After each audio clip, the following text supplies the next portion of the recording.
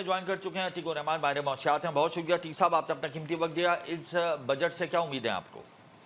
देखिए, बजट में जो सबसे मेजर चीज़ है वो ये है कि ये एडिशनल टैक्सेस जो इम्पोज करना चाहते हैं 1.3 ट्रिलियन रुपीस के, और साथ में अपना टारगेट 12 से 13 ट्रिलियन रुपीस का पूरा करना चाहते हैं। इसको रिकवर करना चाहते हैं सैलरीड क्लास और बिजनेस इंडिविजुअल से या विथ होल्डिंग टैक्स बढ़ाकर। जी। देखिए, विथ होल्डिंग टैक्स की तो चलो बात समझ में आती है, लेकिन सैलरीड क्लास या बिजनेस इंडिविजुअल्स पे टैक्स बढ़ाना ये बात कोई समझ में नहीं आती। इनको चाहिए कि ये जो सैलरीड क्लास और इंडिविजुअल्स का डिफरेंस है ना, इसको ख़त्म कर दें, और इस डिस्टिंक्शन को ख़त्म करने के साथ साथ भी जो स्लैब्स हैं उसको भी रिड्यूस कर दें, क्योंकि सैलरीड क्लास पे एक आगे बहुत बड़ा बोझ है, और वो बोझ जब तक हटेगा नहीं वो काम बनेगा नहीं।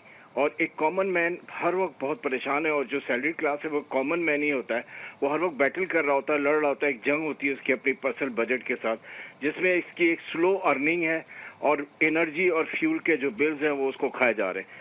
इन तमाम चीज़ों को देखते हुए एक आम आदमी को थोड़ा सा सुकून और रिलीफ चाहिए, और इस रिलीफ को देने के लिए आप टैक्सेस लेवी करें, ज़रूर बिल्डर्स पे लगाएं, रियल एस्टेट सेक्टर पे लगाएं, फार्म इनकम पे लगाएं, एग्रीकल्चर पे लगाएं।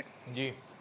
डिस्ट्रीब्यूशन ऑफ इकोनॉमी जो है उसका फाइनेंशियल गैप से बहुत बड़ा ताल्लुक है। हमारे पास एक फिस्कल डेफिसिट है, वो फिस्कल डेफिसिट हम हमेशा लोन लेकर पूरा करते हैं, लोकल बैंक्स के साथ लोन लेते हैं, मल्टीलैटरल एंड बायलैटरल डोनर से लोन लेते हैं with huge interest rate.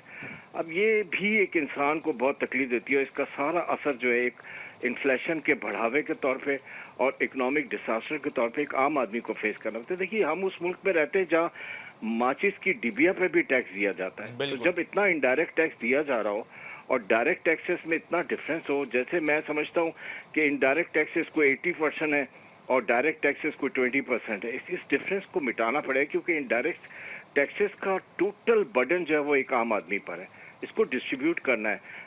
Direct taxes जो लोग बियर कर रहे हैं उनका हजम बढ़ाना है, यहाँ से कुछ टैक्सेस को डायरेक्ट टैक्सेस पे लेके जाना है। आप जरूर अपने टारगेट्स को मेट करें रेवेन्यू, ताकि हमारी कर्जों से जान छूट जाए। मगर हम टारगेट को कैसे अचीव कर पाएंगे?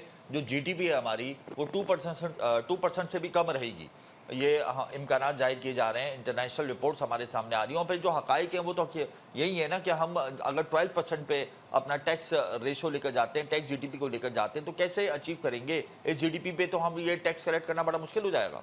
बहुत सही बात की आपने, और मैं इसको बताता हूँ आपको। देखिए, लोग जो हैं आवाम, आम आदमी, कॉमन आदमी जिसको आप कहते हैं, वो बहुत इफेक्ट हुआ, और इसके साथ साथ हमारी industrialisation, manufacturing, cost of doing business और कॉस्ट ऑफ प्रोडक्शन बहुत मुतासर हुई है। इसको करने के लिए हमें कुछ पॉलिसी रिफॉर्म्स करने होंगे, और अभी फिल फॉर करने होंगे। और वो पॉलिसी रिफॉर्म्स क्या है कि हमें अपना टैक्स टू जीडीपी रेशियो, जिसकी अभी आपने बात की, उसको किसी तरह से इम्प्रूव करना पड़ेगा। टैक्स टू जीडीपी रेशियो कैसे इम्प्रूव होगा ये मैं आपको आगे चल के बताता हूँ, लेकिन साथ ही साथ जो दूसरा मेजर है जी। वो ये कि हमें प्राइवेटाइजेशन, फास्ट प्राइवेटाइजेशन की तरफ जाना है, लॉस मेकिंग पब्लिक एंटिटीज की। ये करोड़ों रुपए हमारे टैक्सेस के खा रहे हैं, और इनको पालने पे हमारा बहुत ज़्यादा पैसा, हक हलाल का हमारा टैक्स है वो बहुत ज़्यादा खर्च होता है। वो टैक्स बचेगा तो हम अपने डेवलपमेंट पे उसको खर्च कर सकते हैं। और जो शिकायत है कि टेंजिबल बेनिफिट्स हमें टैक्स के नज़र नहीं आते, वो टेंजिबल बेनिफिट्स नज़र आने लगे, वो इलेक्ट्रिसिटी पे लगेगा, वो गटर बनाने में लगेगा, वो सड़कों को बनाने लगेगा, वो तमाम डेवलपमेंट पे वो पैसा